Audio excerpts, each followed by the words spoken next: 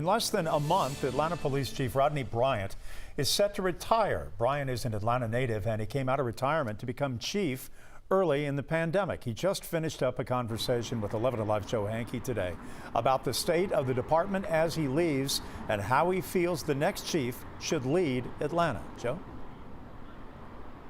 Well, Jeff, we finished talking with Chief Bryant about an hour ago here at APD headquarters, and he tells me he doesn't have his exact final day scheduled yet, but it'll be sometime during the first week of June. He also tells me while he's looking forward to retiring again and finally having time to relax, he is proud of what he has accomplished here as chief for the city of Atlanta. He took over as chief early in the pandemic, as you mentioned. Chief Bryant started with APD, though, back in 1988, took over as chief almost 2 years ago after Chief Erica Shields resigned.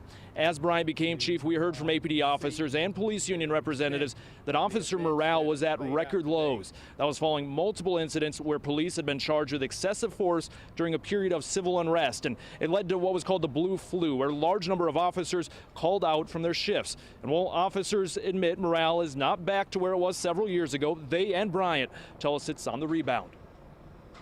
I know it's improving. I know it's improving by the people that I talk to, by seeing the efforts of their work, seeing us come together on different things outside of policing. It gives me an idea of where we are, just having conversations with our guys. Some of the things that I've done to ensure that this leadership isn't separated from the men and women that are out there every day is I require the command staff to go out in the zones.